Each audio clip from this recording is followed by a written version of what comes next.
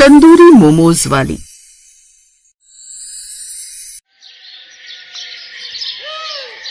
रोज की तरह आज भी गीता ने तंदूरी मोमोज का ठेला लगाया था। वो बहुत अच्छे तंदूरी मोमोज बनाती थी।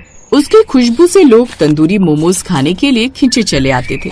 आज भी तंदूरी मोमोज की खुशबू सूंघकर दो लड़के आए और बोले, दीदी आपके तंदूरी मोमोज की खुशबू तो दूर दूर तक फैलती है। जो ना खाना चाहे वो भी खिंचा चला आता है। जरा मुझे भी एक प्लेट तंदूरी मोमोज लगा दो। हाँ हाँ भैया, क्यों नहीं, मैं अभी आपके लिए तंदूरी मोमोज लगा देती हूँ। ये कहकर गीता ने दोनों के लिए तंदूरी मोमोज लगा दिए। लड़कों ने तंदूरी मोमोज खाया और गीता की बहुत तारीफ की। दूसरा लड़का बोला, आपके हाथों के बनाए हुए तंदूरी मोमोज का कोई जवाब नहीं है। इतने स्वादिष्ट तंदूरी मोमोज तो मैंने कहीं खाया ही नहीं। वैसे दीदी आपने इतने स्वादिष्ट तंदूरी मोमोज बनाना कहाँ से सीखा? भैया मेरी माँ बहुत अच्छे से तंदूरी मोमोज बनाती थी, बस मैंने उन्हीं से बनाना सीखा था। लेकिन अब वो इस दुनिया में नहीं रही। ये तो बहुत बुरा हुआ दीदी। अच्छा दीदी अब हम चलते हैं, फिर आएंगे आपके तंदूरी मोमोज खाने। ऐसा कहकर वो लड़के चले जाते हैं। ऐसे ही समय बीत रहा था और गीता का तंदूरी मोमोज का ठेला बहुत अच्छा चल रहा था। एक दिन शहर से गंगा नाम का एक लड़का उस गांव में घूमने आया। गंगा ने देखा कि गीता के तंदूरी मोमोज बहुत अच्छे बिक रहे हैं। ये देखकर गंगा ने सोचा, अरे वाह, इस लड़की के तंदूरी मोमोज के ठेले पर कितनी भीड़ है और पूरे बाजार में केवल एक ही तंदूरी मोमोज का ठेला है। शहर में तो मोमोज बेचकर मुझे कुछ अच्छा फायदा होता नहीं है। क्यों ना मैं ऐसी गांव में तंदूरी मोमोज का ठेला लगा लूं। क्या पता इस लड़की की तरह मेरा भी तंदूरी मोमोज का ठेला बहुत अच्छा चल जाए। शहर में गंगा के मोमोज बिक नहीं रहे थे, लेकिन गांव में उसके तंदूरी मोमोज गीता के तंदूरी मोमोज की तरह बिकेंगे। बस यही सोचकर अगले दिन गंगा शहर से तंदूरी मोमोज बनाने का सारा सामान ले आता है। किराए से लेकर एक तंदूरी मोमोज का ठेला लगा लेता है। साथ ही बोर्ड बनाकर लिख देता है, शहर के तंदूरी मोमोज अब गांव में भी। तभी वहाँ से कुछ लोग जा रहे होते हैं और जब उनमें से कुछ लोग उसका बोर्ड पढ़ते हैं तो उनमें से एक औरत उस बोर्ड को देखकर कहती है, देख रही है नहीं तू, शहर से कोई तंदूरी मोमोज वाला आया है। हाँ सरला, मैं भी यही सोच रही थी कि हम रोज ही गीता दीदी के तंदूरी मोमोज खाते हैं। क्यों ना आज इस नए तंदूरी मोमोज के ठेले से मोमोज खाएं, शायद हमें इसका स्वाद कुछ ज्यादा ही अच्छा लग जाए। हाँ नहीं तो चल, हम वहीं से तंदूरी मोमोज खाते हैं। कभी कभी कुछ नया ट्राई करना चाहिए। दोनों लड़कियां गंगा के ठेले पर आती हैं और कहती हैं, अरे भैया जरा हमें भी तो शहरी तंदूरी मोमोज खिलाना। हाँ बहन जी, अभी लगाता हूँ। दोनों लड़कियों ने वो तंदूरी मोमोज खाए और तब सरला बोली, क्या भैया, आपके तंदूरी मोमोज में तो बिल्कुल भी स्वाद नहीं है। आपकी शहरी तंदूरी मोमोज से तो अच्छे हमारी गीता दीदी के तंदूरी मोमोज है। पैसे ही बर्बाद कर दिए। चल नीतू, अब हम सरला दीदी के ठेले से ही मोमोज खाएंगे। वो लोग ऐसा कहकर वहाँ से चले जाते हैं और गीता के ठेले पर जाकर तंदूरी मोमोज खाते हैं। ऐसे कुछ और भी ग्राहक आते हैं और वो भी शहरी तंदूरी मोमोज खाते हैं, लेकिन उन्हें शहरी तंदूरी मोमोज पसंद नहीं आते और वो वापस गीता के ठेले पर जाकर तंदूरी मोमोज खाते हैं। ऐसे कुछ समय बीत जाता है। ये तो अच्छा नहीं हो रहा है। लोगों को मेरे तंदूरी मोमोज पसंद ही नहीं आ रहे। उन्हें सिर्फ गीता की तंदूरी मोमोज पसंद आ रहे हैं। अगर ऐसे ही चलता रहा तो मुझे जल्दी अपना ठेला बंद करना पड़ेगा। और कुछ दिन ऐसे ही बीत जाते हैं। गंगा के ठेले पर अब कोई भी ग्राहक नहीं आता था और गंगा के सारे मोमोज वैसे ही रखे रह जाते थे। एक दिन गंगा अपने आप से कहता है, ऐसे तो मेरा बहुत घाटा हो रहा है। मुझे कोई ना कोई तरकीब निकालनी होगी। उसके बाद गंगा गीता के ठेले पर जाता है और कहता है, गीता दीदी आप तो देख रही हैं ना कि आपके तंदूरी मोमोज के ठेले के आगे मेरा ठेला बिल्कुल भी नहीं चल रहा है। हाँ भैया देख तो रही हूँ, लेकिन इसमें मेरी भी कोई गलती नहीं है। हाँ दीदी मैं जानता हूँ, लेकिन मैं सोच रहा था कि आपका ठेला इतना अच्छा चलता है और आपके पास कोई भी काम वाली नहीं है। आप मुझे काम पर रख लीजिए, मैं आपका सारा काम कर दूंगा। बदले में आपको जो मुझे देना है दे देना। ठीक है भैया, अगर ऐसी बात है तो आप आज से ही काम पर लग जाइए। इस तरह गंगा गीता के ठेले पर काम पर लग जाता है, लेकिन गंगा का इरादा तो कुछ और ही था। इसलिए जैसे ही गीता की नजर इधर उधर हटती है, गंगा गीता के तंदूरी मोमोज में नमक मिला देता है। उसके बाद कुछ औरतें गीता के ठेले पर मोमोज खाने आती हैं। उनमें से एक औरत कहती है, लाओ दीदी जरा हमें भी अपने तंदूरी मोमोज खिला दो। ठीक है बहन जी, मैं अभी लगा देती हूँ। अब गीता उनके लिए तंदूरी मोमोज लगा देती है, लेकिन जैसे ही वो औरतें मोमोज खाती हैं तो तुरंत ही थूक देती हैं और कहती हैं, ये क्या गीता बहन, आपने मोमोज में इतना सारा नमक डाला है। भला इतने नमक मोमोज में कौन डालता है? हमारे तो सारे पैसे बर्बाद हो गए। ये क्या कह रही हो बहन, मैं तो रोज मोमोज बनाती हूँ और जितना नमक रोज डालती हूँ आज भी उतना ही डाला है। अरे गीता बहन, मैं कोई झूठ थोड़ी बोल रही हूँ, खुद ही चेक कर देख लो। हम चलते हैं, आज तुम्हारे पैसे ही बर्बाद हो गए। वो लोग वहां से चले जाते हैं। गीता मोमोज को चेक कर देखती है तो सचमुच उसके मोमोज में नमक ज्यादा थे। गीता को समझ नहीं आता कि ये कैसे हो गया। अब गीता को गंगा पर शक हो जाता है और वो गंगा पर नजर रखने लगती है और गंगा को नमक डालते हुए रंगे हाथों पकड़ लेती है। फिर वो कहती है, गंगा भैया आप बिल्कुल सही नहीं कर रहे हैं। मैंने आपको हमदर्दी में आकर काम पर रखा और आप मेरे ही ग्राहक बिगाड़ रहे हैं। वैसे मैं समझ सकती हूँ कि आपको भी काम की बहुत जरूरत है। अगर आपने मुझसे कहा होता तो मैं खुद ही अपना काम छोड़ देती, पर आपको ऐसा नहीं करना चाहिए था। कोई बात नहीं, आज से आप ही मेरा ठेला चलाइए, मैं कुछ और काम कर लूंगी। वैसे भी तंदूरी मोमोज बेचने से पहले मैं झाड़ू पोछे का काम करती थी, मैं फिर वही कर लूंगी। ऐसा कहकर गीता वहां से जाने लगती है। अब गंगा को अपनी गलती का एहसास होता है और वो दौड़कर गीता के पैर पकड़ लेता है और कहता है, नहीं नहीं गीता दीदी, आप अपना ठेला छोड़कर मत जाइए।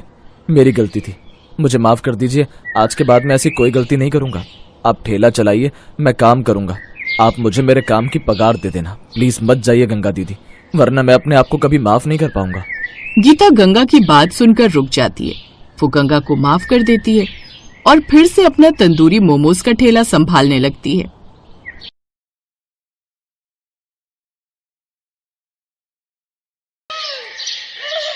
चंदन के कुरकुरे मोमोज का ठेला बहुत बढ़िया चल रहा था।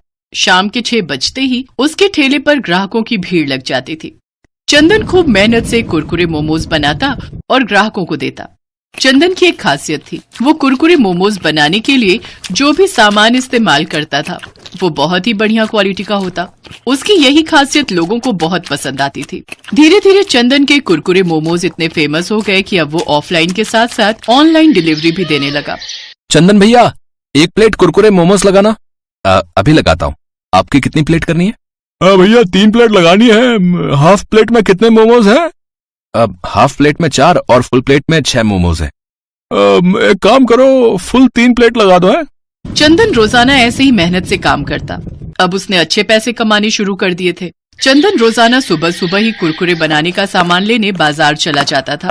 ताजी ताजी हरी सब्जियां, पनीर, तेल, बाकी की सामग्री जो भी उसे चाहिए होती थी वो बहुत ही बढ़िया किस्म की खरीद लेता था। एक दिन एक लड़का चंदन की दुकान पर आया।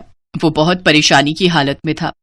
भैया कोई काम दे दो, मैं बहुत बीमार हूँ, मुझे पैसे की बहुत जरूरत है। इस शहर में नया आया हूँ, बहुत लोगों से काम मांगा पर किसी ने भी काम नहीं दिया। तुम्हारे बारे में यहाँ के लोगों से सुना था। भैया मैं मेहनत से काम करूंगा, तुम्हारे यहाँ काम करके मुझे 2 वक्त की रोटी मिल जाएगी और मेरी बूढ़ी माँ भूखी भी नहीं रहेगी। फटे हाल कपड़ों में रोते हुए लड़के को देखकर चंदन को दया आ गई। चंदन को वैसे भी किसी लड़के की जरूरत थी जो काम में उसकी मदद कर सके। ठीक है, तुम मेरे पास काम कर सकते हो, लेकिन काम पूरी ईमानदारी से करना। तुम्हारी किसी भी गलती के कारण मेरे ठेले का नाम खराब नहीं होना चाहिए। नहीं नहीं भैया, आप चिंता मत करो, मैं पूरी मेहनत से काम करूंगा। चंदन रघु नाम के उस लड़के को अपने ठेले पर काम दे देता है। रघु के आ जाने से चंदन को बहुत सहारा मिल गया। चंदन जब बाजार जाता तो रघु को भी अपने साथ ही ले जाता। धीरे धीरे रघु चंदन के साथ रहकर सारा काम सीख गया। अरे वाह रघु, तू तो बहुत बढ़िया कुरकुरे मोमोज बनाने लगा है। मास्टर हो गया तू तो अब। चंदन भैया सीखा तो आपसे ही है ना। उस दिन जरूरत पर आप मेरी मदद ना करते तो आज मैं और मेरी माँ दर दर की ठोकरें खा रहे होते। रघु जो मेहनत करते हैं, ईमानदारी से काम करते हैं, उन्हें भगवान कभी भूखा नहीं रहने देते। तुम ईमानदारी के रास्ते पर चलोगे तो हमेशा सफलता ही मिलेगी। चल अब जल्दी जल्दी मोमोज की प्लेट लगा, ग्राहक खड़े हैं। हम यूं ही बातों में लगे रहे तो ग्राहक वापस लौट जाएंगे। अरे भैया ऐसा कैसे हो सकता है कि आपके ठेले से कोई ग्राहक बिना मोमोज खाए ही वापस लौट जाए। ये लीजिए भैया, आपकी 2 फुल प्लेट। नमस्ते चंदन भैया, कैसे हो? मैंने तुझे मना किया था ना, मेरे ठेले के आसपास भी मत फटकना। फिर तू यहाँ क्या करने आया? अच्छा, तो नया लड़का रख लिया, बहुत सही है। मुझे तो तुमने काम से निकाल दिया, जबकि मेरी कोई गलती भी नहीं थी। क्यों? तूने कुरकुरे मोमोज बनाने के लिए पुराना पनीर इस्तेमाल नहीं किया था? तेरे कारण मेरे कितने ग्राहक छूट गए। बेईमानी करने वालों की यहाँ कोई जगह नहीं है। मैंने तेरे साथ सही किया। अभी काम का टाइम है, अभी जा यहाँ से। अरे 1 प्लेट कुरकुरे मोमोज तो खिला दो, पैसे दे रहा हूँ, मुफ्त में नहीं खा रहा। रघु, इसे कुरकुरे मोमोज की प्लेट बनाकर दे दे, खाकर चला जाएगा। उस लड़के का नाम रमेश था। वो बहुत बेईमान था। कुछ समय पहले वो चंदन के ठेले पर नौकरी करता था, पर उसने बेईमानी की और चंदन को बाजार से मिलावटी सामान लाकर दिया, जिस कारण चंदन के मोमोज का स्वाद बदल गया और उसके काफी ग्राहक छूट गए। चंदन ने एक बार फिर से अपनी मेहनत और लगन से कुरकुरे मोमोज बनाए।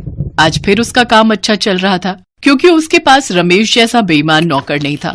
रमेश कुरकुरे मोमोज खाकर चला जाता है।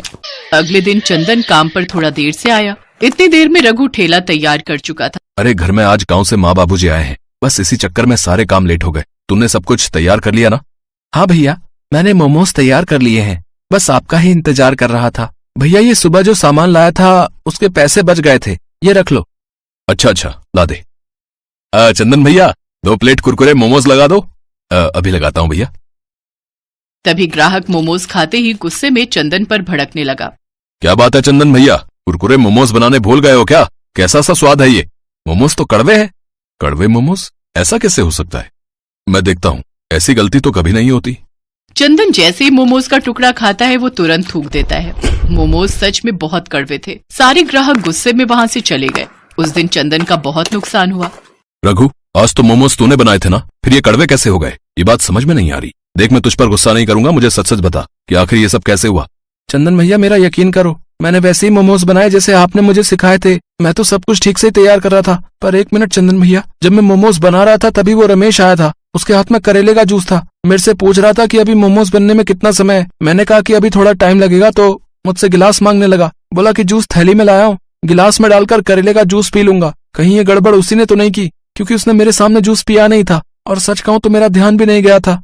भैया मुझे इसमें उसी की कोई चाल लगती है।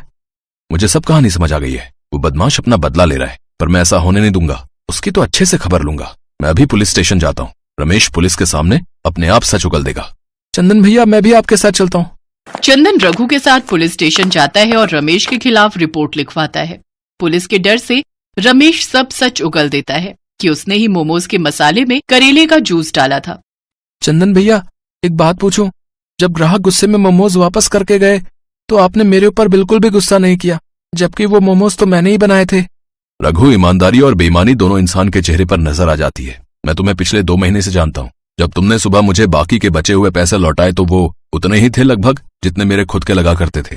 तुम्हारी ईमानदारी तो उसी समय साबित हो गई थी, इसलिए मैं पहचान गया कि बात कुछ और है। खैर चिंता मत करो, अब रमेश को सजा मिल गई है। अब 2-3 महीने जेल में रहेगा तो आराम से सुधर जाएगा।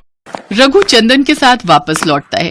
ग्राहकों को भी ये सच्चाई पता चल चुकी थी, इसलिए फिर से वही भीड़ चंदन के कुरकुरे मोमोज के ठेले पर लगने लगी जैसे हमेशा लगती थी।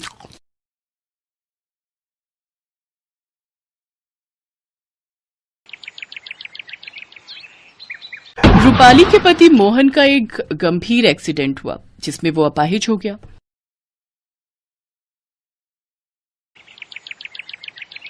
अब वो घर पर ही रहने लगा, जिससे घर चलाना मुश्किल हो गया।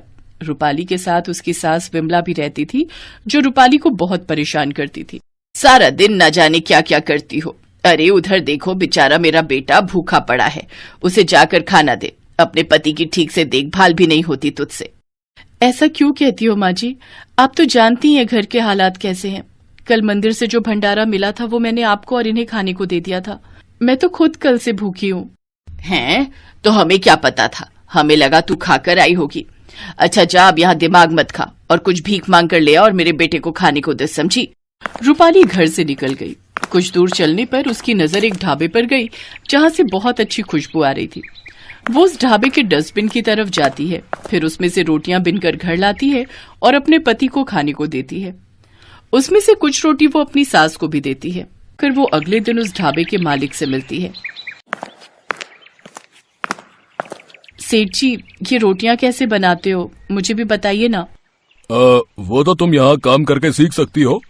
वैसे भी मुझे यहाँ काम वाली की जरूरत है, लेकिन हाँ, कुछ पैसे नहीं मिलेंगे, बस दिन की 6 रोटी मिलेंगी, समझी? और जब तुम काम सीख जाओगी तो कुछ पैसे भी दे दूंगा। अब रूपाली सेठ के यहाँ साफ सफाई और तंदूरी रोटियां बनाने का काम करने लगती है। फिर कुछ दिन बाद एक रोज उसने सेठ जी से कहा, सेठ जी, अब तो मैं तंदूरी रोटी बनाना सीख गई हूँ, अब तो आप मुझे कुछ तनख्वाह दे दीजिए। अच्छा, जो मेरे यहाँ से रोज की 5-6 रोटियां लेकर जाती है उसका क्या? अन्य क्या मुफ्त में आता है? एक तो मैं फ्री में खाना देता हूँ, ऊपर से इसे पैसे भी चाहिए। लेकिन आपने ही तो कहा था। ज्यादा जुबान लड़ाने की जरूरत नहीं है, समझी? चल निकल जाओ अब यहाँ से, और दोबारा अपनी शक्ल मत दिखाना अपनी। चल। मैं तो पहले से ही जानता था कि ऐसा ही होगा। वो सेठ कुछ नहीं देने वाला, वो तो बस हम गरीबों का खून चूसना जानता है। दीदी, अब तुम जैसी तंदूरी रोटी बनाती हो ना, उसके जैसा स्वाद तो किसी की भी रोटी में नहीं है। मैं तो कहता हूँ अब अपना खुद का तंदूरी रोटी बनाने का काम शुरू करो। मेरे पास ये कुछ पैसे रखे, इससे तुम खुद का काम शुरू करो। तुम्हारा बहुत बहुत शुक्रिया राजू।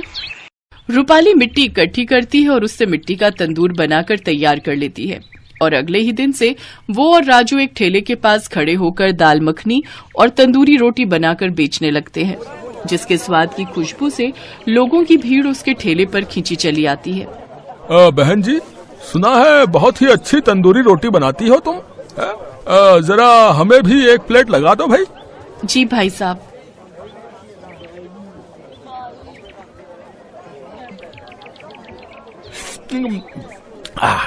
भाई वाह, लाजवाब, क्या स्वाद है इसमें। आहा, मजा ही आ गया। वाह वाह वाह वाह। अब तो आसपास के गांव से भी लोग उसके ठेले पर आने लगते हैं। राजू और रूपाली दोनों मिलकर खूब मेहनत करते हैं और उन्होंने खुद का एक ढाबा खोल लिया। इस तरह रूपाली के सारे दुख अब खत्म हो चुके थे और अब वो अपनी जिंदगी में बहुत खुश थी।